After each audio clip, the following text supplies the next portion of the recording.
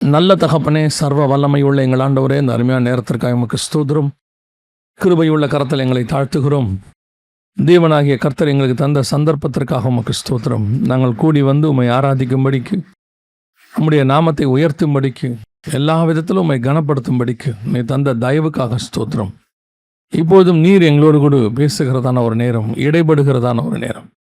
வந்திருக்கிற எங்கள் ஒவ்வொருத்தரோடும் கர்த்தர் நீர் பேசுவீராக, இடைபடுவீராக, வார்த்தைகளை அனுப்புவீராக.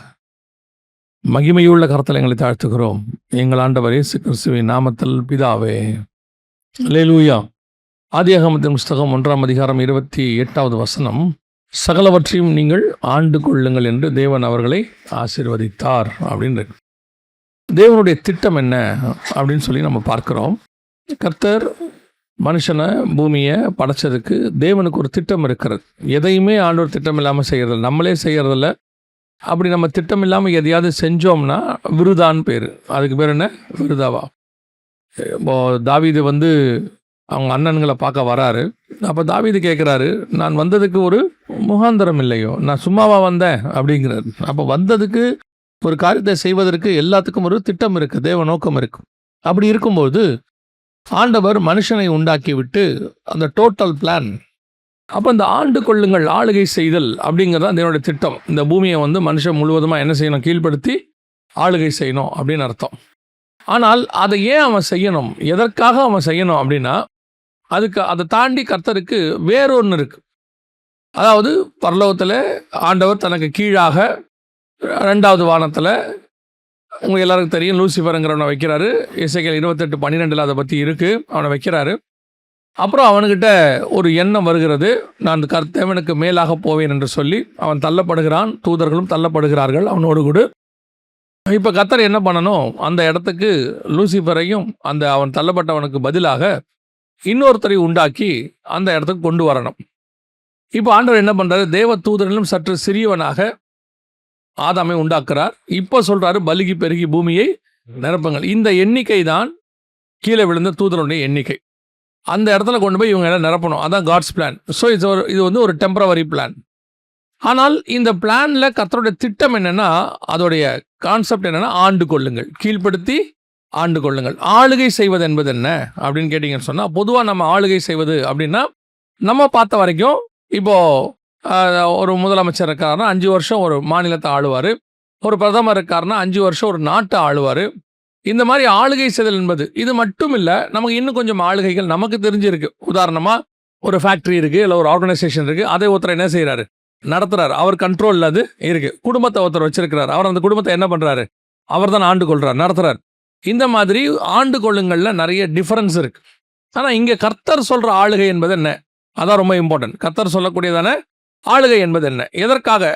அதுதான் கர்த்தர் நம்மளை உண்டாக்குன எல்லாருடைய பேட்டர்ன் அதுதான். கர்த்தர் நம்மளை உண்டாக்குனதோட நோக்கமே அதுதான். ஆனால் இந்த ஆளுகை என்பதனுடைய அர்த்தத்தை நாம் புரிந்து கொள்ள வேண்டும். இப்போ வாசிங்க, வெளிப்படுத்தின விசேஷம் 1ஆம் அதிகாரம் 6வது வசனம் வாசிங்க. நம்மிடத்தில் அன்பு கூர்ந்து தமது இரத்தத்தினாலே நம்முடைய பாவங்களற நம்மை கழுவி தம்முடைய பிதாவாகிய தேவனுக்கு முன்பாக நம்மை ராஜாக்களும் ஆசாரியருமாக்கின அவருக்கு மகிமையும் வல்லமையும் என்றென்றைக்கும் உண்டாயிருப்பதாக. அப்ப கர்த்தர் உங்களை என்ன ஆக்கி வச்சிருக்கிறாரு?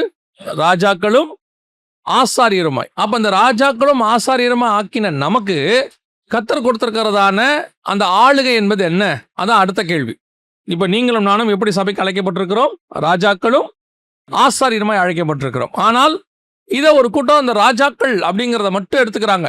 ஆனால் எந்த ராஜ்யம், எதுக்குரியது, எதை ஆளுகை செய்ய வேண்டும் அப்படிங்கிறதா இங்க கேள்வி. ஸோ இதே ராஜாக்களும் ஆசாரியருமாய் எங்களை அழைத்தீருங்கிறதுக்கு இன்னொரு வசனம் இருக்கு, வாசிங்க. வெளிப்படுத்தின விசேஷம் 5ஆம் அதிகாரம் 10வது வசனத்தை வாசிங்க.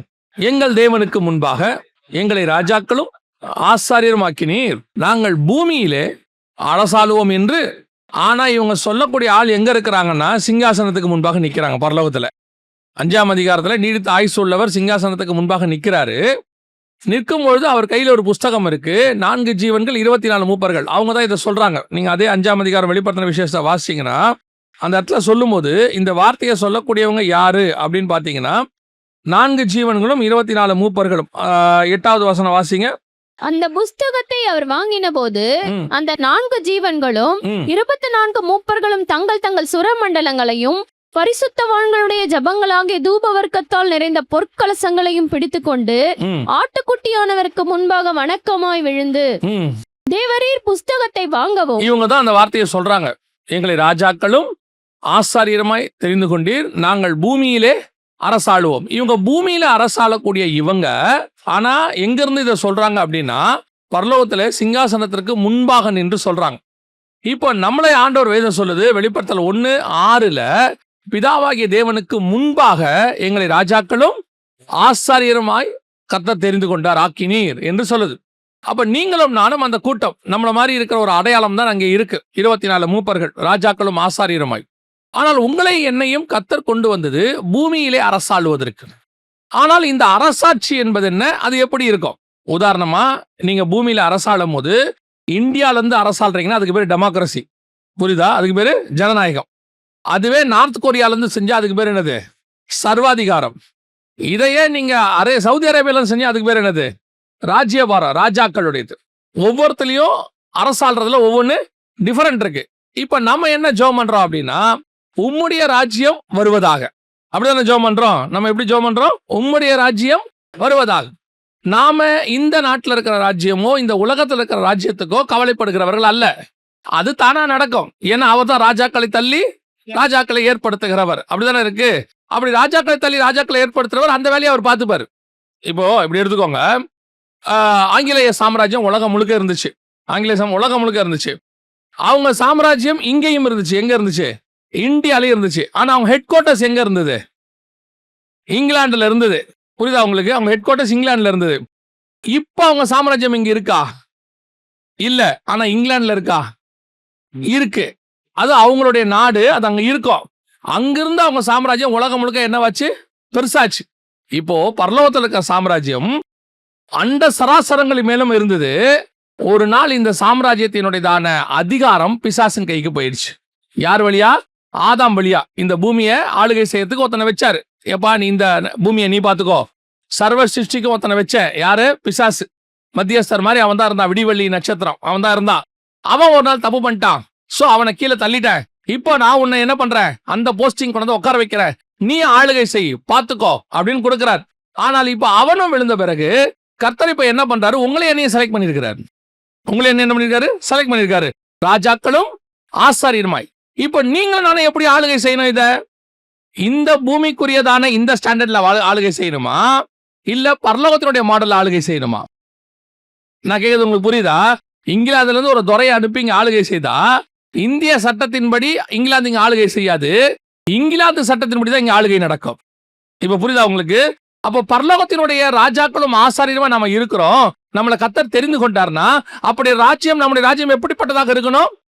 பரலோகத்துக்குரியதாக இருக்கணும்.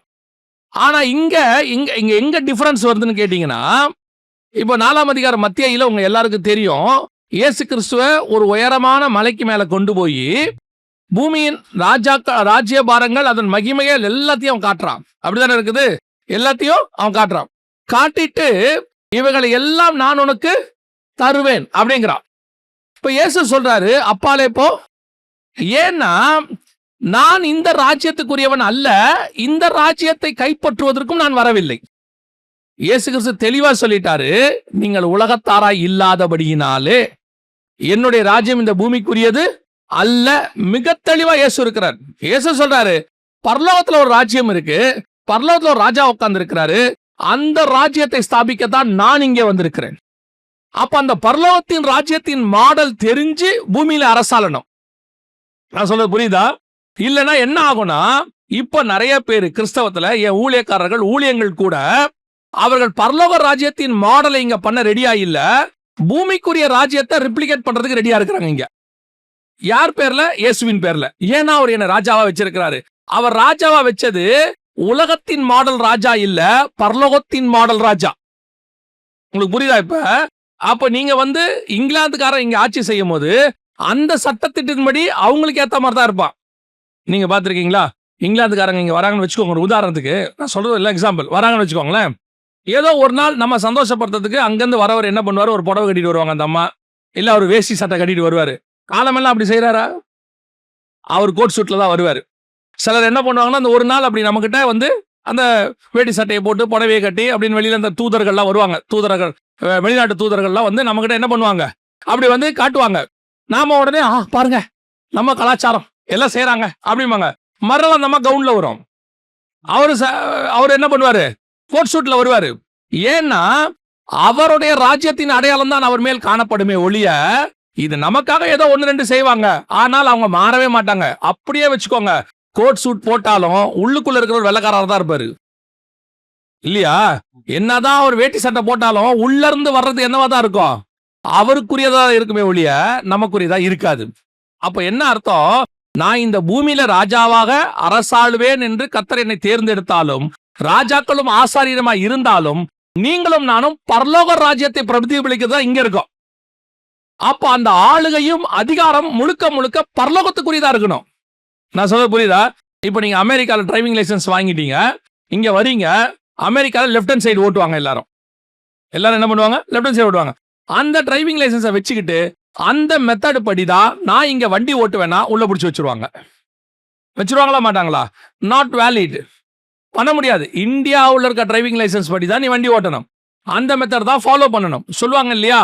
அதே மாதிரி அமெரிக்காவுக்கு போனா அந்த தான் ஃபாலோ பண்ணணும். அதே மாதிரி நீங்களும் நானும் அமெரிக்க பிரஜை மாதிரி நாம பரலோக பிரஜை. நீங்கள் நானும் மாறவே முடியாது, மாறவும் கூடாது. அப்படி மாறிட்டீங்கன்னா நீங்க இந்த நாட்டு பிரஜையா மாறிடுவீங்க, உலகத்துக்குரியவனாய் மாறிடுவீங்க. அப்ப உங்களுடைய ஆளுகை எது மேல இருக்குது, எது மேல விருப்பப்படுது? இந்த பூமிக்குரியது, பூமியில உள்ள அதிகாரம் அது மேல இருக்கிறது. அது மேல நீங்க எப்போ ஆசைப்பட்டுக்கிட்டே இருக்கீங்களோ, you are not eligible for the heavenly kingdom. பரலோக ராஜ்யத்தை விரும்புகிறவன், அந்த ஆளுகையை விரும்புகிறவன் அதைத்தான் செய்வான், அதை பத்தி தான் யோசிப்பான். அந்த ஆளுகை எப்படி இருக்கணும்னு அவன் தெரிஞ்சுப்பான். உங்களுக்கு தெரியுமா, நீங்கள் பூமியில் அரசாளுகிறீர்கள், மாற்றுக்கிறதே கிடையாது. ஆனா கவர்மெண்ட் ஹெவன்லி கவர்மெண்ட். ஆனா லாஸ் அண்ட் டாக்டரின்ஸ் எல்லாமே பரலோகத்துக்குரியது. உங்களை போஷிக்கிறது பரலோகம். இங்க வந்து அமெரிக்க தூதரகம் இருக்கும், உங்களுக்கு தெரியும், நம்ம மவுண்ட் ரோட்ல இருக்கு. உங்களுக்கு தெரியுமா, அமெரிக்கன் எம்பசி இருக்காங்க. அந்த அமெரிக்கன் எம்பசி இருக்கிறது இந்தியாவில். அவங்களுக்கு அங்கே பாதுகாப்பு கொடுக்கறது இந்தியன் போலீஸ், கரண்ட் கொடுக்கறதுலாம் இந்தியன் கவர்மெண்ட். ஆனால் சம்பளம் மட்டும் எங்கேருந்து வரும் தெரியுமா? அமெரிக்காலேருந்து வரும். அவங்க யாருக்கு வேலை பார்க்குறாங்க? அமெரிக்காவுக்கு வேலை பார்க்குறாங்க. நான் சொல்லுங்க புரியுதா?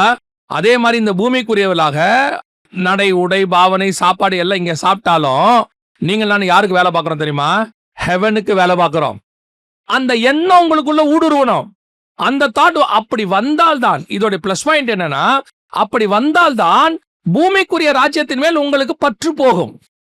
இந்த பற்று சில நேரத்தில் நம்ம என்ன நினைக்கிறோம் தெரியுமா? ஒரு சிலர் நினைக்கிறாங்க, எனக்கு இந்த மாதிரி எல்லாம் விட்டுட்டு ஹெவனை பத்தி நினைக்கணும்னு ஆசையா தான் இருக்கு, ஆனா என்னால முடியல, இந்த தாட் எனக்குள்ள ஓடிக்கிட்டே இருக்கு. அதோட அர்த்தம் என்னன்னா, நீங்க இதை வச்சுக்கிட்டு அதை யோசிக்கிறீங்க.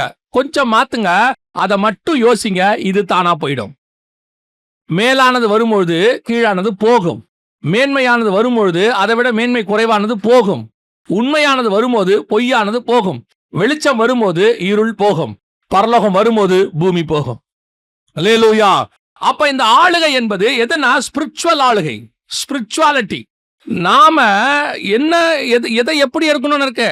எஸ்தர் ராஜகுமாரத்தி பூமியில ராஜாக்கணும், நானும் ஆகணும் இல்ல. புதிய ஏற்பாட்டுல ரொம்ப தெளிவா இயேசு சொல்லிட்டாரு, நம்முடைய ராஜ்யம் பூமிக்குரியது, ஆனா பூமியை ஆளுவோம். ஆனா எப்படி செய்வோம்? இப்ப இயேசு கிறிஸ்துவ கேட்கிறாங்க பிறந்த உடனே, இவர் யூதருக்கு ராஜா. ஆமாங்க, சரி குழந்தை, அவர் சொல்லல, சுத்தி இருக்கிறவங்க சொல்லிட்டாங்க, இருந்துட்டு போட்டோம். பிலாத்து கூப்பிட்டு கேட்கிறாரு, நீர் யூதருக்கு? அவர் என்ன சொன்னாரு? ஆம், நீ சொல்லுகிறபடிதான்.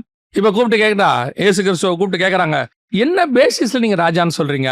அரண்மனைக்கு போனதில்ல, ராஜ சாப்பாடுலாம் உட்காந்து சாப்பிட்டதில்ல, யுத்தம் பண்ணதில்ல, குதிரையில ஏறினதில்ல, எதுவுமே பண்ணல, எப்படி உங்களை ராஜாங்கிறீங்க? அவர் சொல்லுவாரு, இந்த பாரு, நீங்கள் எல்லோரும் மாம்சத்தின்படி பூமியில ராஜாவா இருக்கிறீர்கள், நான் ஆவியினாலே அபிஷேகம் பண்ணப்பட்டிருக்கிறேன், நான் தான் ராஜா. அந்த அபிஷேகம் தான் உங்கள் மேலும் என் மேலும் இருக்கிறது. புரியுதா? அப்ப அத்தாரிட்டிங்கிறது, ராஜ்யபாரம்ங்கிறது அத்தாரிட்டி. இப்போ ஒரு 4 பேர் போட்டிடுறாங்க, மக்கள் ஒருத்தரை தேர்ந்தெடுத்துட்டாங்க. அந்த தேர்ந்தெடுத்து அவருக்கு பதவி பிரமாணம் வச்சாச்சுன்னா அவர் என்னவா மாறிடுறாரு? முதலமைச்சரோ அல்லது பிரதமரோ அல்லது ஜனாதிபதியோ மாறிடுறாங்க. அப்ப அந்த பதவி பிரமாணம் தான் அத்தாரிட்டி. மிச்சம் 3 பேருக்கு பதவி பிரமாணம் பண்ணல. அப்ப அந்த அத்தாரிட்டி இல்ல. அப்ப அந்த அத்தாரிட்டிங்கிறது, அதிகாரம்ங்கிறது எதன் பேர்ல இருக்கு? உங்களுக்கு பண்ணி வைக்கிற பதவி பிரமாணத்துல பேர் இருக்கு. சாதாரணமா இருக்கிற வரைக்கும் சாலமோன் சாதாரணமானவன். எப்ப தாவீது வாய் திறந்து அவனை ராஜான்னு சொல்லிட்டாரோ, பதவி பிரமாணம் பண்ணிட்டாரோ, அன்னில இருந்து அவன் ராஜா. அந்த அதிகாரம் வந்துடுச்சு. அந்த வார்த்தைக்கு அப்படி ஒரு அபிஷேகம் இருக்கு. அதே தான் உங்களை என்னையும் ராஜாக்களும் ஆசாரியமா மாத்தி இருக்கிறாரு. அந்த அதிகாரம் நம்ம மேல இருக்கு. ஆனால் என்ன மாதிரி ஆளுகை செய்யணும்? பரலோகத்தின் ஆளுகை செய்யணும், ஸ்பிரிச்சுவல் ஆளுகை செய்யணும். இப்போ எலியா போய் யார் ராஜா வரணும்னு ஆண்டவருக்கு சொல்லணுமா, இல்ல எவன் ராஜாவா வந்தாலும் எலியா வந்து பார்க்கணும்? இது கரெக்டா? யார் ராஜா வந்தாலும் எலியா வந்து பார்க்கணும். தேவன் எவன ராஜா பார்க்கணும், எலியாவுக்கு கவலை இல்லை. ஏன்னா எலியாவுக்கு ராஜா தேவன். அவர் என்னை ஆர்டின் பண்ணிருக்காரு. இந்த அத்தாரிட்டி உங்க மைண்ட்ல வரணும். இந்த அதிகாரம் உங்க மைண்ட்ல வரணும். நீங்க எப்படி இருக்கிறீங்கன்னா, 5 வருஷம் போஸ்டிங், 8 வருஷம் போஸ்டிங், 10 வருஷம் போஸ்டிங்க்கு நீங்களே ஒரு பயத்துக்கு வந்துட்டீங்க. ஐயோ, அவங்களுடைய கவர்மெண்ட் வந்துருச்சு, என்ன நடக்குமோ? ஒன்னும் நடக்காது. இந்த பூமியின் ராஜாக்களுக்கு அதிபதி ஒருத்தர் உட்கார்ந்து இருக்கிறாரு. அவர் உங்களை என்னையும் ராஜாக்களுக்கு மேலாக அபிஷேகம் பண்ணியிருக்கிறார். இந்த அத்தாரிட்டி இஸ் வெரி இம்பார்ட்டன்ட். ராஜா வந்து எலியாவிட்டே எலிசா கிட்டே கேட்கணும், என்ன பண்ணலாம் அப்படின்னு கேட்கணும். அதுதான் கர்த்தர் உங்களுக்கு எனக்கு வச்ச அதிகாரம்னு வச்சுக்கோங்களேன். புதிய ஏற்பாட்டிலே அது வரும். ஏரோது வர சொன்னா ஆண்டவர் வர முடியாதுன்னு பாரு. என்ன சொல்வாரு? வர முடியாது என்று அந்த நரிகிட்ட போய் சொல்லு அப்படிம்பாரு. அதே நேரத்துல ஆகாப போய் உன்னை காண்பின்னு சொன்னா எலியா சொல்வாரு, நான் வர சொன்னேன், ஆகாப வர சொல்லும் பாரு. அப்படிதானே சொன்னாரு. எலியா வந்திருக்கிறேன் என்று ஆகாபின் இடத்துல போய் சொல். ஆகாப் ரதத்தை பூட்டி கொண்டு வந்தான். வரணுமா வர வேணாமாங்கிறது அவந்து. ஆனா நான் போக மாட்டேன், எலியாவும் போக மாட்டான், இயேசுவும் போக மாட்டாரு. புதிய ஏற்பாட்டில இருக்கு, பழைய ஏற்பாட்டில இருக்கு. அப்ப எங்கள் அதிகாரம் என்பது அதை தாண்டினது, ஸ்பிரிச்சுவல். இது எப்பேற்பட்ட அதிகாரம் தெரியுமா? ஒரு 5 வருஷம் ஆள்ற அதிகாரம் அல்ல, காற்றையும் கடலையும் அடக்குகிற அதிகாரம். இது எப்பேற்பட்ட அதிகாரம்? மலையை பெயர்ந்து போ என்றால் பெயர்ந்து போகிற அதிகாரம். இது எப்படிப்பட்ட அதிகாரம்? மரித்தோரை உயிரோடு கூட எழுப்புகிற அதிகாரம். இது எப்படிப்பட்ட அதிகாரம்? வானமண்டலத்தின் பொல்லாத சேனைகளை அப்புறப்படுத்துகிற அதிகாரம். நீங்களும் நானும் அப்ப எவ்வளவு ஒரு வல்லமை உள்ளவங்க பாருங்க. உங்களுக்குமே உங்களுடைய இது குறுகினது, உங்க தாட் குறுகினது. எப்படி குறுகினதுன்னு கேட்டீங்கன்னா, நீங்க விரும்புறத குறுக்கமான காரியங்களை விரும்புறீங்க. நான் சொல்லுங்க, புரியுதா? என்னதான் அம்மா சாப்பாடு செஞ்சு டிஃபன் பாக்ஸ்ல போட்டு காய்கறி வச்சு கொடுத்தாலும் அந்த அங்க நிக்கிற 50 காசு தேன் மிட்டாய்க்கு தானே அவன் போய் நிப்பான். நிக்கிறானா இல்லையா? நீங்க என்னதான் போட்டு கொடுத்து, ஸ்நாக்ஸ் போட்டு கொடுத்து, அதுல ஒரு டவலை வச்சு ஒரு ஸ்பூனை வச்சு எல்லாம் வச்சு நல்லா டீசெண்டா ஷூ சாக்ஸை போட்டு எல்லாத்தையும் கையில போய் கொடுத்தாலும் அவன் கேன்டீன்ல சமோசா சாப்பிட்றானா இல்லையா? சாப்பிட்றான்ல. இதுதான் நம்ம இயல்பு.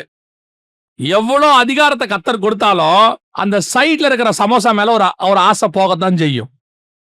அந்த சமோசாவோட குவாலிட்டி என்ன, அது உடம்புக்கு நல்லதா கெட்டதா, அது எதுவுமே நமக்கு தெரியாது. ஆனா நமக்கு என்ன, இந்த சமையலை விட சமோசா டேஸ்டா இருக்கு. அப்போ கர்த்தர் நமக்கு வச்சதான மேன்மைங்கிறது வேற, மகா பெரியது, மகா பெரிய ஆளுகை, சர்வ வல்லமையுள்ள தேவனுடைய ஆளுகை. ஆனால் நீங்களும் நானும் இந்த சின்ன பூமி, குட்டி பூமியில அதுல ஒரு ஏரியாவுல, அதுல ஒரு பாக்கத்துல இந்த ஆளுகைக்கு ஆசைப்பட்டுக்கிட்டு இருக்கிறோம்.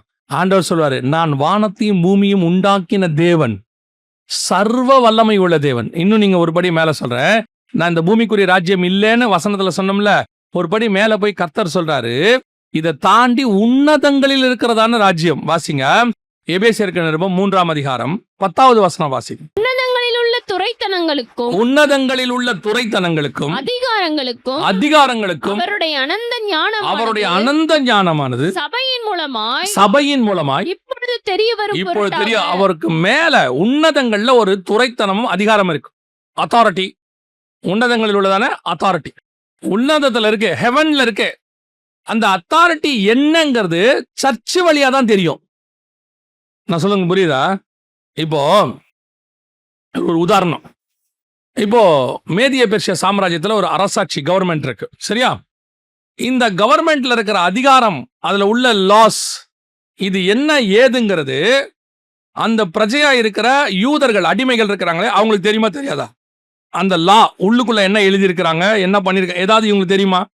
அடிமைகளுக்கு தெரியுமா? தெரியாது. இப்போ நீங்க நானுமே இருக்கிறோம். இந்திய அரசியல் அமைப்பு சட்டத்தை தெரிஞ்சவங்க எத்தனை பேர்? ஏதோ 1 2 தெரியும், கொஞ்சம் தெரியும். ஆனால் இந்திய அரசியல் அமைப்பு சட்டங்கிறது தெரியணும்னா நீங்க என்ன படிச்சிருக்கணும்? அதுக்கு லா படிச்சிருக்கணும், அந்த கோர்ட்டுக்கு போயிருக்கணும். அந்த விஷயங்கள் தெரிஞ்சாதான் இது எல்லாம் நமக்கு தெரியும். இப்போ யோசித்து பாருங்க, இப்போ அந்த ஒரு பெரிய கவர்மெண்ட், மேதியபட்ச கவர்மெண்ட் 127 நாடுகளை அரசாள்றாரு அவர் அகாஸ்வேர ராஜா. ஆனா அந்த கவர்மெண்ட்டுக்குள்ள என்ன நடக்குது, என்ன பட்ஜெட்டு, எவ்வளோ பணம் இருக்குது, எவ்வளோ தூரம் அரசாட்சி நடக்குது, இவ்வளவும் தெரியணும்னா மொர்தெகாய்க்கு தெரியணும். என்ன பண்ணணும்? மொர்தெகாய் வாசல்ல உட்காந்து கிடக்காரு, அவருக்கு ஒண்ணுமே தெரியாது. உள்ளுக்குள்ள இருக்கிற பட்ஜெட்டோ ராஜாவுக்குள்ள இருக்கிற அந்த சீக்ரெட். சில நேரத்தில் பார்த்தீங்கன்னா உங்களுக்கு பதவி பிரமாணம் பண்ணி வைக்கும் போது பிரதமருக்கோ முதலமைச்சருக்கோ பண்ணும்போது ரகசிய காப்பு பிரமாணம்னு ஒன்று பண்ணுவாங்க, கேள்விப்பட்டிருக்கீங்களா? அது கவர்மெண்ட்ல உள்ளதான ரகசியம், அது யாருக்குமே என்ன செய்யாது, தெரியாது. அதுக்கு பேர் ரகசிய காப்பு பிரமாணம். சரி, ஒருவேளை நாம் அதை தெரிஞ்சுக்கணும்னா என்ன பண்ணணும்? அந்த இடத்துக்கு நம்ம போகணும். ஒன்று நாம ராஜாவா மாறணும், இல்லை அந்த இடத்துக்கு நம்ம போய் அந்த ராஜாவுக்கிட்ட வேலைக்கு சேரணும். அதுவும் எந்த இடத்துல போன ராஜாவுக்கு வேலைக்கு சேர்ந்தாலும் அவருக்கு பக்கத்தில் போய் உட்காரணும். அப்போதான் அந்த ராஜா நம்பி நம்மக்கிட்ட என்ன செய்வார், அந்த அதிகாரம் என்ன, இது உள்ள இருக்க ரகசியம் என்ன, எல்லாத்தையும் நம்மக்கிட்ட சொல்லுவார். ராஜா நம்புற இடத்துக்கு நம்ம போனாதான் அது நடக்கும். இப்போ ராஜா அந்த இடத்துக்கு எஸ்தரை கூட்டிட்டு போய் பக்கத்தில் உட்கார வச்சுக்கிட்டாரு. எஸ்தரை கூட்டிட்டு போய் பக்கத்தில் உட்கார வச்சுக்கிட்டாரு. இப்போ அரண்மனையில் நடக்கிறது எல்லாமே யாருக்கு தெரியும்? எஸ்தர் மூலமா யாருக்கு தெரியும்? வெளியே இருக்கிற மொர்தெகாய்க்கு தெரியும். இதை தான் பைபிள் சொல்லுது, உன்னதங்களில் உள்ள அதிகாரம், அந்த மணவாளனுடைய அதிகாரம் என்ன என்பது சபையாகிய மணவாட்டி வழியாக உலகத்துக்கு தெரிய வந்துச்சு. இல்லைன்னா அது நமக்கு தெரியவே தெரியாது. அது உன்னதங்கள்ல உள்ளது. அந்த உன்னதங்கள்ல உள்ளது ஏன் சபை வழியா தெரிய வருதுன்னா, அந்த இடத்துக்கு சபையை தவிர வேற யாரும் போய் சிங்காசனத்துல அவர் கூட உட்கார முடியாது. அந்த அதிகாரத்தை சபைக்கு மட்டும்தான் கர்த்தர் செஞ்சிருக்கிறாரு. அப்படிதான் சொல்லுது, ஜெயம் கொள்ளுகிறவன் எவனோ அவனை என்னோடு கூட. இப்போ அந்த சிங்காசனத்துல போய் நான் கூட உட்கார்ந்தாதான் அந்த சிங்காசனத்துக்குரிய பவர் என்னன்னு எனக்கு தெரியும். அந்த ராஜ்யத்துல இருக்கிற சட்டங்கள் என்னன்னு எனக்கு தெரியும். அதனுடைய பெனிஃபிட்ஸ், அதுல உள்ளதான காரியங்கள் எல்லாம் எனக்கு தெரியணும்னா நான் உள்ள போய் பக்கத்துல உட்கார்ந்தா மட்டும்தான் தெரியும். இப்ப சொல்றாரு எபேசியர் 3ல, உன்னதங்களில் உள்ள துரைத்தனங்களும் அதிகாரங்களையும் சபையின் மூலமாக தெரிய பண்ணும் பொருட்டு. இப்ப புரியுதா? எஸ்தர் போய் உட்கார்ந்தா ராஜாவுடைய காரியம் மொர்தெகாய்க்கு அறிவிக்கப்படும். சபை போய் தேவனோட உட்கார்ந்தாதான் அந்த அதிகாரம் என்ன என்பது சபை வழியாய் உலகத்துக்கு தெரிய வரும். அப்ப நீங்களும் நானும் உன்னதங்களில் உள்ள அதிகாரம், துரைத்தனம் அப்படின்னா என்னங்க நான் சொல்ல புரியுதா? உன்னதங்களில் உள்ள, அதுதான் சொன்ன, அந்த ஆளுகைக்கு அழைக்கப்பட்டவர்கள் நீங்கள் நானும். இது ஒண்ணுமே இல்லைங்க. இந்த இடத்துல நீங்க பார்க்கிற ஆளுகை இருக்குல்ல, இது ஜஸ்ட் அப்படிங்கிற ஒரு விஷயம். இங்க உங்களையும் எனக்கும் முன்னாடி நீங்க பார்க்கல. இப்ப எலிசா சொல்ற மாதிரி அந்த வேலைக்காரன் கண்களை திறந்தருளும் சொல்றாருல்ல, அந்த மாதிரி உங்க கண்ணு என் கண்ணு இன்னும் திறக்கல. நெஜம் இது. நான் சொல்றது வசனத்தின்படி, பரலோகத்தின்படி நெஜம். உங்களையும் என்னையும் சுத்தி ஒரு மிகப்பெரிய ஜெயின்ஸ் தூதர்கள் நின்று கொண்டிருக்கிறார்கள், நிக்கிறாங்க. இப்ப இருக்கே, நான் பிரசங்கம் பண்ணிட்டு இருக்கும் போது நம்ம கண்ணுக்கு உங்க பக்கத்துல, ஒவ்வொருத்தருக்கு பக்கத்துல அவர்களுக்குரிய தூதர்கள் நிற்கிறார்கள். வசனம் சொல்லுது, நீங்கள் வசனத்தை விசுவாசித்தால் நீங்கள் இதையும் விசுவாசிக்கணும். அப்போ நம்மளையும் நம்மளை சுத்தி ஆண்டவர் ஒரு மிகப்பெரியதான ஹெவன்லி கிங்டம் உடைய பாதுகாப்பு இருக்கு. நீங்க யோசிச்சுக்காங்க, பிரதமரோ முதலமைச்சரோ ஒரு சாதாரண ஆளு யார் வேணா இருக்கட்டும், அவருக்கு பக்கத்துல 10 பாடி கார்டு இருந்தால் அந்த கதையே வேற. அவர் வீக்கானவரா, அவர் நோயாளியா, அவர் வயசானவரா, அதெல்லாம் வேற. ஆனால் அவருக்குரிய பாடி கார்டு இருக்கிற வரைக்கும் அவரை யாரும் ஒன்னும் பண்ணவே முடியாது.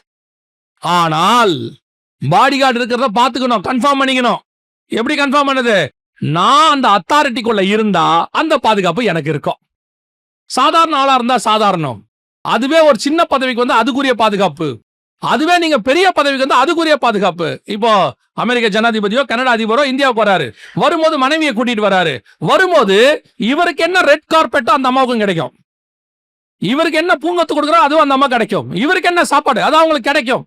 ஒரு சில விஷயங்களில் மட்டும் அவர் தனித்து உட்கார்ந்து சட்டத்திட்டங்களை பேசுவாரு. மத்தபடி இவருக்குரிய எல்லாமே, அதே பிளைட், அதே காரியம் எல்லாம் கிடைக்கும். நம்முடைய மணவாளன் இயேசுவா இருப்பாரானால், அவரோடு கூட நாம் மணவாட்டியா இருப்போமானால், அந்த சகல அதிகாரங்களுக்கும் துரைத்தனங்களுக்கும் நீங்களும் நானும் அதிகாரியா இருக்கிறோம். அதுதான் கர்த்தர் நம்மளை உட்கார வச்சிருக்கிறாரு. இந்த அத்தாரிட்டி முதல்ல எனக்கு புரியணும். எனக்கு தெரியணும். நமக்கு ஒரு பயம் இருக்கு, ஃபியர். அந்த பயம் என்ன செய்யுது? உன் அத்தாரிட்டியை உன்னை விட்டு எடுத்துருச்சு. எனக்காக இயேசு மரிச்சாரு, உயிரோட எழுந்தாரு, பிதாவின் வலது பார்சத்துல போய் உட்கார்ந்துட்டாரு, என்னையும் அங்க உட்கார வச்சுட்டாரு. எனக்கு அப்படிதான் சொல்லிருக்காரு, உன்னதங்களில் உள்ள துரைத்தனங்களுக்கும் அதிகாரங்களுக்கும் சபையின் மூலமாக தெரியப்படும்படி, மனவாட்டி வழியாக. அப்போ உங்களுக்கும் எனக்கு இருக்க அந்த அத்தாரிட்டியை முதல்ல நீங்களும் என்ன பண்ணணும்? சில நேரங்கள்ல பாத்தீங்கன்னா ஆண்டவர் உங்களுக்கு ஒரு பெரிய அத்தாரிட்டி கொடுத்திருப்பாரு. சமீபத்தில் நடந்துச்சு. ஒரு அரசியல் தலைவர், அவருக்கு பயங்கரமான பாதுகாப்பு கொடுத்துருக்காங்க. அவர் என்ன பண்ணிவிட்டாரு, திடீர்னு ஜனங்களை பார்த்த ஆர்வத்துல அந்த பாதுகாப்பு வளையத்தை தாண்டி போயிட்டாரு. எங்க போயிட்டாரு? ஜனங்களுக்குள்ள போயிட்டாரு. பாடி கார்ட்ஸ் எல்லாம் பயந்துட்டாங்க, ரொம்ப பயந்துட்டாங்க. போயிட்டு உடனே அவர் கூட நின்று ஜனங்களை விளக்கி அவர் வந்துட்டாங்க. அவரு இல்ல, என்ன என் மக்கள் அப்படின்ட்டார். அதுக்கப்புறம் உள்துறை அமைச்சகத்துல இருந்து ஒரு கேள்வி கேட்டாங்க. ஏன் இது நடந்துச்சு? ஏன் அவருக்கு நீங்க சரியான பாதுகாப்பு கொடுக்கல? எப்படி உங்க பாதுகாப்பு வளையத்தை தாண்டி போனாரு? அப்போ அந்த பாடிகார்ட்ஸ் அந்த அமைச்சகத்துல இருந்து என்ன சொல்றாங்கன்னா, எல்லா பாதுகாப்பும் கொடுக்கப்பட்டது, அவர் தாண்டி என்ன பண்ணிட்டாரு, அவர் போனது எங்களுக்கு எதிர்பார்க்கல, திடீர்னு போயிட்டாரு, ஆனா அதுக்குள்ள நாங்க கவர் பண்ணிட்டோம். இதுதான் நீங்கள் நானும் செய்கிற பாவம், மீறுதல். பல நேரத்துல ஹெவன் நமக்கு எல்லாவித பாதுகாப்பும் என்ன பண்ணிருக்கு, கொடுத்து வச்சிருக்கு. நீங்கள் தேவ திட்டத்தை சித்தத்தை தாண்டி எங்கேயோ போயிருங்க, வேற இடத்துக்கு, ஆபத்தான இடத்துக்கு போயிடுறீங்க. இந்த திட்டம் உங்க மேல என்ன ஆக மாட்டேங்குது, செயல்பட மாட்டேங்குது. இந்த அதிகாரம் உங்களுக்கு உட்பட்டு வர மாட்டேங்குது. எவ்வளவு பாதுகாப்பு கொடுத்தாலும் நீ தாண்டி பாதுகாப்பு உழைத்து வெளியே போயிட்டீனா யாராவது ஒருத்தர் சுட்டுறான், யாராவது ஒருத்தர் கள்ள தூக்கி அடிச்சிடறான். இதுக்கு பொறுப்பு பரலோகம் அல்ல. நீங்க உணரணும், நான் ஒரு முக்கியமான பர்சன், என்னை சுத்தி இவ்வளவு பாடிகார்ட்ஸ் இருக்காங்க, அது ஒரு காரணத்துக்காக தான் எனக்கு இவ்வளவு கொடுக்கப்பட்டிருக்கு. சோ நான் என்ன பண்ணணும், இந்த சட்ட திட்டங்களை மதிச்சு இந்த வளையத்துக்குள்ள இருந்தால்தான் எனக்கு எல்லா பாதுகாப்பும் இருக்கும். அப்ப இந்த இடத்துல இருந்து நான் சொல்றது எல்லாமே அத்தாரிட்டி, இந்த இடத்துல நான் சொல்றது எல்லாமே அதிகாரம், துரைத்தனம் எல்லாம் இருக்கும். அப்படி நீங்க கிறிஸ்துவோடு கூட சிங்காசனத்துல உட்கார்ந்துகிட்டு பிசாச போன்னு சொன்னா போகும், போகும் தானே செய்யும். வியாதி சுகமாகணும் ஆகணும். உங்களுக்கு விரோதமாக உருவாக்கப்படுகிற ஆயுதங்கள் வாய்க்காதே போகும்னா வாய்க்காதே போகும். ஏன்னா யூ ஆர் இந்த அத்தாரிட்டி ரவுண்ட்ல இருக்கீங்க, அந்த சர்க்கிள்குள்ள இருக்கீங்க. இங்க பிரச்சனை என்னன்னா, எனக்கு முதல்ல அத்தாரிட்டி இருக்குன்னு எனக்கு தெரியாது. ஏன்னா இது இன்விசிபிள் ஸ்பிரிச்சுவல் வேர்ல்ட். இது என்ன வேர்ல்டு? ஸ்பிரிச்சுவல், ஆவிக்குரிய உலகம். இந்த ஆவிக்குரிய உலகத்துல எனக்கு ஒரு ஆவிக்குரிய பாதுகாப்பு இருக்கு. எலிசா சொல்றாரு, என் கண்களை அவன் கண்களை திறந்துள்ளோம். அப்ப எனக்கு தெரியணும், இந்த இடத்துல ஒரு தூதன் நிக்கிறான்றது எனக்கு தெரியணும். அதை நான் ஸ்பிரிச்சுவலி உணரணும். கர்த்தருக்கு சித்தமானால் ஒரு நாள் பார்க்கணும். அப்படி பார்க்கும்போது நீங்க பாருங்களேன், கார்ல தனியா போயிட்டு இருக்கீங்கல்ல, தனியா போய் லோன்லியா ஃபீல் பண்ணுவீங்கல்ல, உடனே என்ன பண்ணுவீங்க, ஒரு பாட்டு போட்டு விடுவீங்க. பாட்டு போட்டா அந்த பாடுறவர் உங்க கூட இருக்கிற மாதிரி ஒரு ஃபீல், ஒரு காட்ஸ் பிரசன்ஸ். ஆனா நீங்க கார்ல தனியா போல, உங்க தூதர்கள் உங்க கூட வந்துகிட்டு தான் இருக்கிறாங்க. அவங்க வந்துட்டு தான் இருக்காங்க, ஆனா நீங்க பார்க்கல. இந்த ஹெவன்லி அத்தாரிட்டி, அல்லது ஹெவன்லி பாதுகாப்பு உங்களை சுத்தி என்ன இருக்கு, இருந்துகிட்டே இருக்கு. இது எனக்கு ஒரு மிகப்பெரியதான பலன், இது ஒரு பலன். இந்த அத்தாரிட்டியை தான் அவர் சொல்றாரு, இதை வச்சுக்கிட்டு உலகத்தை நம்ம என்ன செய்யணும், ஆளுகை செய்யணும். நான் இந்த பூமியை ஆளுகை செய்வதற்கு வரவில்லை, பூமியில் இருக்கிற ராஜாக்களையும் ஆசாரியர்களும் ஆளுகை செய்யும்படி கர்த்தர் நம்மளை வச்சிருக்கிறார். அல்லேலூயா. எலியாவை கூப்பிட்டு சொல்றாரு, நீ போய் என்ன பண்ணு, யெகூவை இஸ்ரவேலின் மேலும் ஆசகேலை சிரியாவின் மேலும் உன் ஸ்தானத்தில் எலிசாவையும் அபிஷேகம் பண்ணு. ஆனா இவர் என்ன சொல்றாரு, போதும் கர்த்தாவே நான் சாகிறேன். இவர் என்ன சொல்றாரு, போதும் கர்த்தாவே நான் சாகிறேன். இவர் சொல்றாரு, போயிட்டு என்ன பண்ணு. அப்பொழுது கர்த்தர் அவனை பார்த்து, நீ தமஸ்குவின் வழியை வனாந்தரத்திற்கு திரும்பி போய் ஆசகேலை சிரியாவின் மேல் ராஜாவாக அபிஷேகம் பண்ணு. பின்பு நிம்சியின் குமாரனாகிய யெகூவை இஸ்ரவேலின் மேல் ராஜாவாக அபிஷேகம் பண்ணு. ஆபேல் மிக்கோலா ஊரானான சாப்பாத்தின் குமாரனாகிய எலிசாவை உன் ஸ்தானத்திலே தீர்க்கதரிசியாக அபிஷேகம் பண்ணு. இவர் என்ன சொல்றாரு 5வது வசனத்துல, ஒரு சூறை செடியின் கீழ் படுத்துக்கொண்டு நித்திரை பண்ணினான். அப்பொழுது ஒரு தூதன் அவனை தட்டி எழுப்பி, அதுக்கு முந்தின வசனம், அவன் வனாந்தரத்தில் ஒரு நாள் பிரயாணம் போய் ஒரு சூறை செடியின் கீழ் உட்கார்ந்து தான் சாக வேண்டும் என்று கோரி, போதும் கர்த்தாவே என் ஆத்துமாவை எடுத்துக்கொள்ளும், நான் என் பிதாக்களை பார்க்கிலும் நல்லவன் அல்ல என்று சொல்லி. ஆனா இவர் மேல் இருக்க அபிஷேகம் என்னது, அத்தாரிட்டி என்னது, ராஜாவையும் ஆசாரியனையும் அபிஷேகம் பண்றது இவர் மேல இருக்கு. இவர் என்ன சொல்லிட்டு இருக்காரு, போதும் கர்த்தாவே நான் சாகிறேன், உனக்கு இருக்கக்கூடியதான அபிஷேகமோ, உன் மேல வச்சிருக்கிற அழைப்போ, உனக்கு வச்சிருக்கிற தரிசனமோ, உன்னை எதுக்காக நான் வேறு பிரிச்சேங்கிறதையும் புரியாம நான் ஜாவறேன், நான் போறேன், நான் இருக்க மாட்டேன். ஆண்டவர் பார்க்கிறார், நீ யாரு தெரியுமா? நீ யாரு? அபிஷேகம் பண்ணப்பட்டவங்கிறதுல முன்னாடி, நீ அபிஷேகம் பண்ண போறவன். You are going to anoint. உன்னை எவ்வளவு பெரிய ஸ்தானத்துல வச்சிருக்கிறேன். இது தெரியாதவன் என்ன சொல்லுவான் தெரியுமா? போதும் கர்த்தாவே, நான் சாகிறேன். இதே தெரிஞ்சவன் என்ன பண்ணுவான் தெரியுமா? ஐயோ எஜமா ஆண்டவனே, இவ்வளவு கூட்டம் வந்துருச்சு, இவ்வளவு பேர் நிக்கிறாங்க. போடா, அவனோடு இருப்பவரை பார்க்கிலும் நம்மோடு இருக்கிறவர்கள் அதிகம். இவன் பார்த்தவன், அவன் பார்க்காதவன். அவ்வளவுதான் டிஃபரன்ஸ். இதுல எந்த ஆளா நீங்கள் நானும் இருக்கிறோங்கிறதா முக்கியம். கர்த்தர் உங்களையும் என்னையும் ஆளுகை செய்யும்படி அழைத்திருக்கிறார். அந்த ஆளுகை பூமிக்குரியது அல்ல, பூமியும் சேர்த்து உன்னதங்களில் இருக்கிற துரைத்தனம். கர்த்தர் எங்க வச்சிருக்கிறாரு? உன்னதங்களில் இருக்கிற துரைத்தனம். அப்ப இந்த துரைத்தனம், உன்னதங்களில் இருக்கிற இந்த துரைத்தனத்தை நான் செய்ய வேண்டுமானால் ஜெயம் கொள்ளுகிறவன் எவனோ, அப்படித்தானே போட்டிருக்கு. இன்னும் இயேசு ஆயிடவச அரசாட்சி பண்ணல. அந்த வசனம் சொல்லும்போது ஆயிடவச அரசாட்சி பண்ணல. சத்துருக்களை ஆண்டவர் இன்னும் என்ன செய்யல? உலகத்தை ஆளுகை செய்யவே இல்லை. இந்த வசனம் சொல்றது 3ஆம் அதிகாரத்துல இருக்கு. வெளிப்படுத்தின விசேஷம் 3:21 இருக்கு. அப்ப நல்லா கவனிங்க. நான் ஜெயம் பெற்று அப்படின்னு அவர் எதை சொல்றாரு? எதை ஜெயிச்சாரு? இயேசு தைரியமா சொல்றாரு, திடம் கொள்ளுங்கள், நான் உலகத்தை ஜெயித்தேன். உலகத்தை ஜெயித்தேன். இன்னொரு இடத்துல சொல்றாரு, பரிகரிக்கப்படும் கடைசி சத்ரு மரணம். நான் எல்லாத்தையும் ஜெயிச்சிருக்கிறேன். பாதாளத்தை ஜெயிக்கிறேன், மரணத்தை ஜெயிக்கிறேன், உலகத்தை ஜெயிக்கிறேன். ஒரு நாள் கூட ராஜாக்களை ஜெயிச்சு ராஜ்யத்தை பிடிச்சுக்கிட்டேன்னு அவர் சொல்லவே இல்லை இந்த இடத்துல. இது வரைக்கும். இதுக்கப்புறம் நடக்கும் ஆயிடவச அரசாட்சியில. ஆனா இப்ப இல்ல. அப்பனா என்ன அர்த்தம்? ஜெயம் பெறுகிறவன் தான் இதை செய்ய முடியும். எதை ஜெயம் பெறணும்? முதல்ல என்ன நான் ஜெயிக்கணும்? உலகம் என்பது என்ன? 1 யோவான்ல அவர் சொல்றார் இல்லையா, உலகம் என்பது என்ன? கண்களின் இச்சை, ஜீவனத்தின் பெருமை, மாம்சத்தின் இச்சை, இவைகள் எல்லாம் உலகத்தில் உண்டானவைகள். அப்படித்தானே இருக்கு. அப்ப இந்த உலகத்தை ஜெயிக்கிறதுனா என்ன? கண்களின் இச்சை, ஜீவனத்தின் பெருமை, மாம்சத்தின் இச்சை. அப்பனா என்ன அர்த்தம்னா, என்ன ஜெயிக்கிறது? என்ன ஜெயிக்கிறது? இதை ஜெயிச்சு நான் எப்படி இந்த உலகத்தை ஜெயிச்சேன்னா, கண்களின் இச்சை கூப்பிட்டு காட்டுறான் பிசாசு. எல்லாத்தையும் பாருங்க, உலகத்தில் உள்ள எல்லாத்தையும் பாருங்க. இப்ப பாருங்க, இது எல்லாத்தையும் உனக்கு தரேன். ஆண்டவர் சொல்றார், அப்பாலே போ சாத்தானே. ஜீவனத்தின் பெருமை, இது எல்லாத்தினுடைய மகிமையை உங்ககிட்ட தரேன். தேவனுடைய குமாரனே, வாயை மூடிட்டு அப்பாலே போ. மாம்சத்தின் இச்சை, இந்தாங்க இந்த கல்லுகளை அப்பமாக்கி புசிங்க. பசி இருக்குதானே? பசி வருதுல? ஏன் கல்லுகளை அப்பமாக்கி புசிச்சு சாப்பிட்டா என்ன? அதெல்லாம் கர்த்தருடைய வார்த்தையை நான் பிழைச்சிக்கிறேன், நீ சொல்லி ஒன்று நான் செய்ய வேண்டியதான். அப்பாலே போ சாத்தானே. அவ்வளவுதான், வேலை முடிச்சு.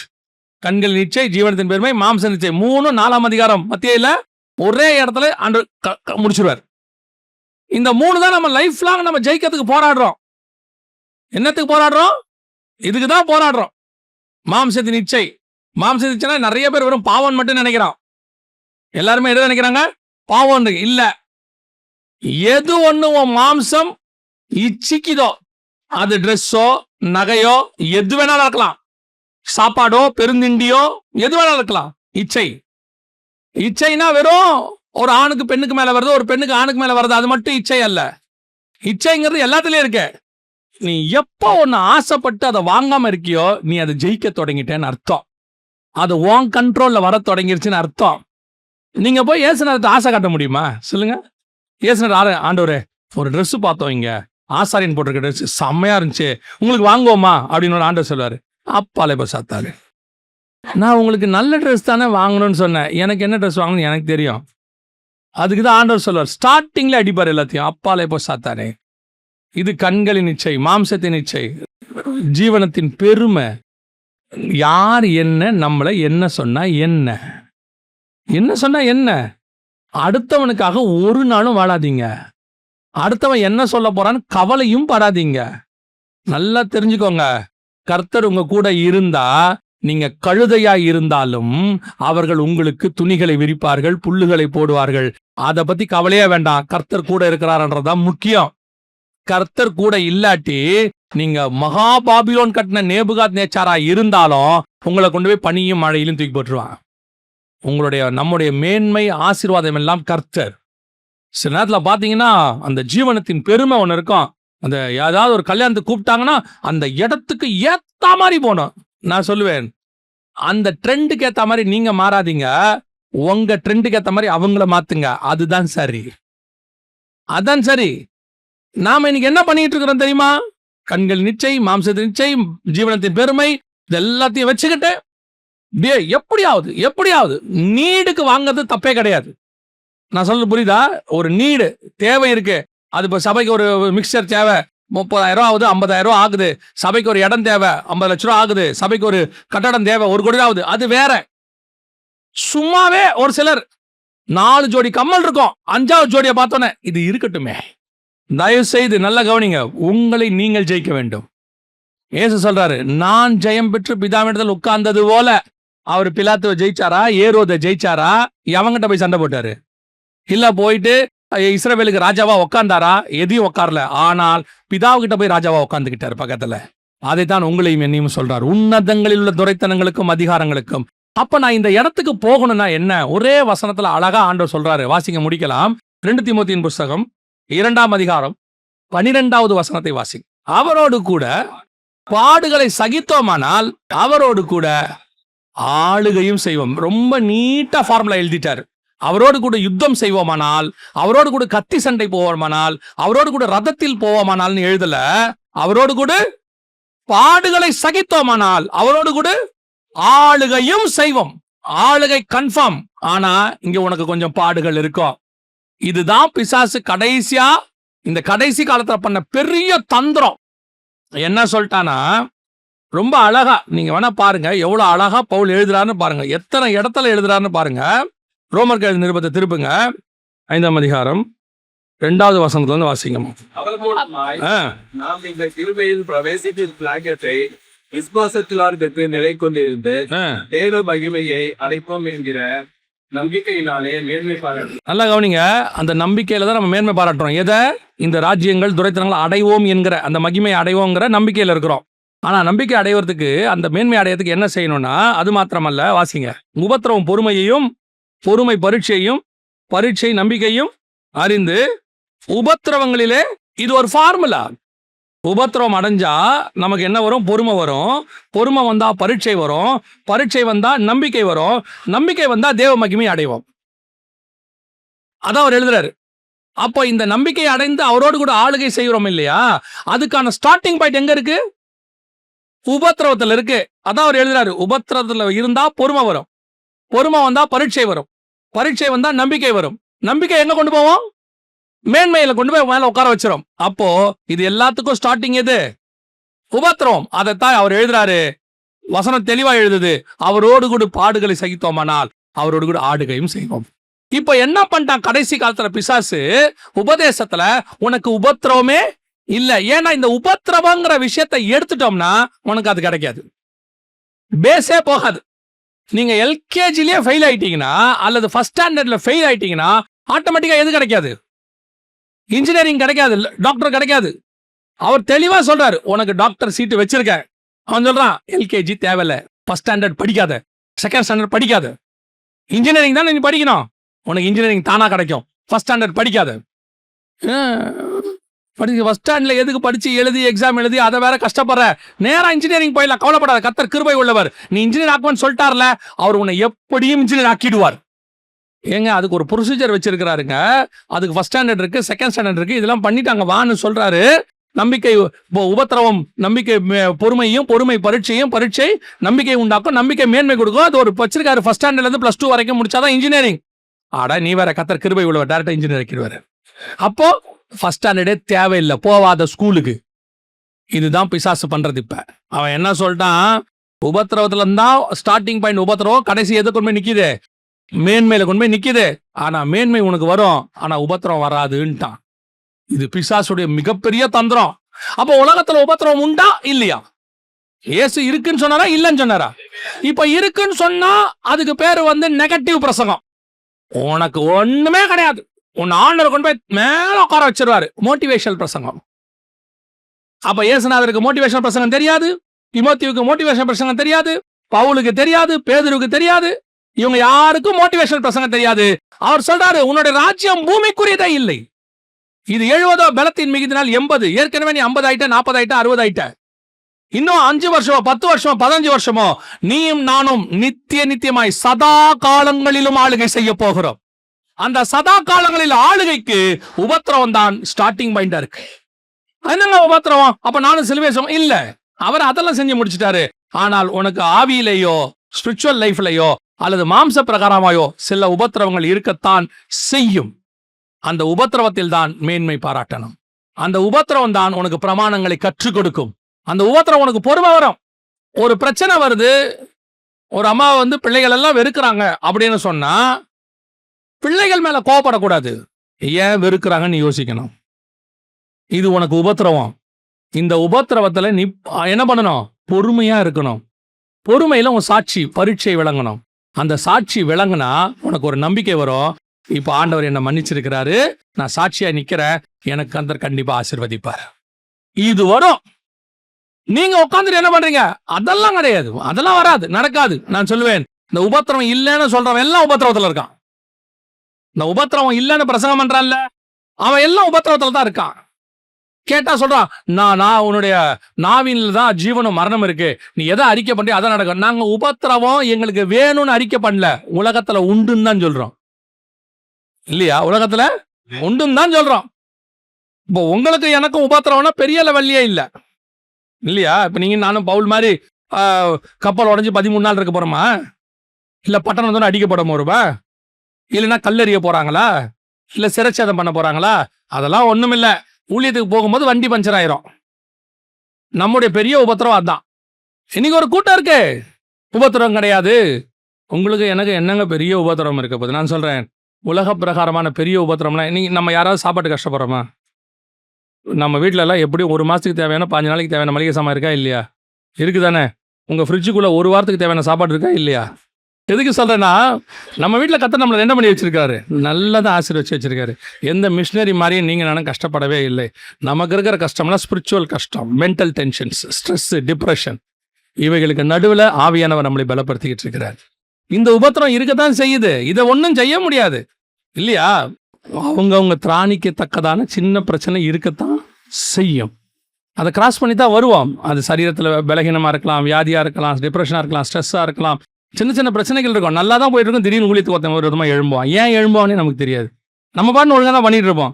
அது அப்படி கிராஸ் ஆகும். ஏன்னா அந்த உபத்திரவத்துக்கு நடுவில் கர்த்தர் உங்களுக்கு பிரமாணங்களையும் கற்றுக் கொடுப்பாரு, பொறுமையை கற்றுக் கொடுப்பாரு. அந்த உபத்திரவத்துக்கு நடுவில் ஆசீர்வாதத்தையும் கர்த்தர் வச்சிருக்கிறார். அது ஒரு எக்ஸாம் மாதிரி. அடுத்த காலத்துக்கு கர்த்தர் கொண்டு போவார். கடைசியா கர்த்தர் ஆளுகை செய்யும்படி கொண்டு போவார். அல்லேலூயா. அவரு கூட பாடு சகித்தோமானால் அவரோடு கூட ஆளுகையும் செய்வோம். கர்த்தர் உங்களை என்னை அழைத்தது ஆண்டு கொள்ளும்படி அழைத்தார். அல்லேலூயா. நாம் ஜெபிக்க போகிறோம். ஏந்திரிக்கலாமா தேவ சமூகத்துல? ஆண்டவர் உங்களை என்னையும் ஆளுகை செய்யும்படி அழைத்திருக்கிறார். அது இந்த பூமிக்குரிய ஆளுகை அல்ல. சதா காலங்களிலும் அவரோடு கூட சிங்காசனத்தில் உட்கார்ந்து உன்னதங்களில் உள்ள துரைத்தனங்களையும் அதிகாரங்களுக்கும் இங்கே உள்ளது அல்ல. அது மேலானவைகள், மகத்துவமானவைகள். பரலோகத்தில் தேவனோடு கூட உட்கார போகிறோம். ஒப்பு கொடுப்போமா? ஆண்டவரே, நீர் எங்களை அழைத்த அந்த அழைப்புக்காக ஸ்தோத்திரம். எங்களுக்கு கொடுத்திருக்கிற மேன்மைக்காக ஸ்தோத்திரம். எங்க அழைப்பை நாங்கள் உணர்ந்து கொள்ள வேண்டும் ஆண்டவரே. எங்க அழைப்பில் இருக்கிற மேன்மையை உணர்ந்து கொள்ளணும் ஆண்டவரே. சின்ன சின்ன விஷயங்களுக்கு, இந்த பூமியில உள்ள காரியங்களுக்கு சோர்ந்து போய் உடைஞ்சு போய் அவ்வளவுதான், நடக்காது, முடியாது. ஆண்டவர் சொல்றாரு, நான் உன்னை ஏற்கனவே டிசைன் பண்ணிட்டேன், உனக்கு உண்டானதை எல்லாம் ரெடி பண்ணிட்டேன். இது நீ கடந்து வருகிற பாதை, அவ்வளவுதான். இதுல மட்டும் நீ உறுதியாயிரு, உனக்கு உண்டானதை பற்றி கொண்டிரு. கர்த்தர் உனக்கு வாக்கு பண்ணின இடத்தில் கொண்டு போய் உட்கார வைப்பார். உன்னதங்களிலே ஆண்டவர் அவரோடு கூட துரைத்தனங்களிலும் அதிகாரங்களிலும் அவரோடு கூட ஆளுகை செய்யும்படி கொண்டு போய் உட்கார வைப்பார். இது ஆண்டவர் சொன்னது. நடுவில் நீங்க போகிற பாதை சில நேரத்துல வனாந்தரமாக இருக்கும், சில நேரத்துல செங்கடலாக இருக்கும், சில நேரத்துல அது சீன் வனாந்தரமாக இருக்கும், தமஸ்கு வனாந்தரமாக இருக்கும், பெயர்சபா வனாந்தரமாக இருக்கும். இதையெல்லாம் நிச்சயம் நீங்கள் நானும் தாண்டுவோம். ஆண்டவர் அப்படித்தான் நமக்கு வாக்கு பண்ணி இருக்கிறார். அவர் நமக்கு முன்பாக போய் கோடலானவைகளை செவையாக்குகிறவர். வழி இதுவே என்று காண்பிக்கிறவர். உங்களுக்கும் எனக்கும் அந்த விசுவாசம் மட்டும்தான் ரொம்ப முக்கியம். ஆண்டவரே, நீர் எனக்கு சொன்னவைகளில் ஒன்றும் தவறி போகாது, ஒன்றும் விழுந்து போகாது. உம்மாலே நான் ஒரு சேனைக்குள் பாய்வேன், உம்மாலே நான் ஒரு மதிலை தாண்டுவேன். எரிகோ கோட்டைகளை கர்த்தர் கண்டிப்பா விழ பண்ணுவார். சொன்னவர் கர்த்தர். நீங்க நான் அதை விசுவாசிக்கணும். சுத்துனா சுத்தணும். ஒரு தடவை சுத்தனா ஒரு தடவை சுத்தணும், 7 தடவை சுத்தனா 7 தடவை சுத்தணும். ஒப்பு கொடுப்போமா தேவ சமூகத்துல? நல்ல தகப்பனே, சர்வ வல்லமையுள்ள எங்கள் ஆண்டவரே, இந்த நாளுக்காக உமக்கு நன்றி. கிருபையுள்ள கரத்தில் தாழ்த்துகிறோம். தேவனாகிய கர்த்தர் எங்களுக்கு தந்த அந்த சந்தர்ப்பத்துக்காய் ஸ்தோத்திரம். உடைய வார்த்தைகளுக்காக நன்றி ஆண்டவரே. நாங்கள் அந்த வார்த்தையில பலப்பட்டு நீர் வரமளவும் ஸ்திரப்பட்டு காத்திருக்கிறவர்களாக ஆளுகை செய்ய போகிறோம் என்கிற அதிகாரம், அந்த நம்பிக்கை எதிர்நோக்கி இருக்கிறவர்களாக இருக்க கிருபை பாராட்டும். நீர் சிலுவையின் முடிவு பரியந்த உம்மை தாழ்த்தி அந்த அதிகாரத்தை பெற்றுக்கொண்டது போல நாங்களும் எங்களை தாழ்த்தி அந்த அதிகாரத்தை பெற்றுக்கொள்ள கர்த்தர் கிருபை பாராட்டும். மகிமையுள்ள கரத்தில் எங்களை தாழ்த்துகிறோம் எங்கள் ஆண்டவர் இயேசு கிறிஸ்துவின் நாமத்தில் பிதாவே.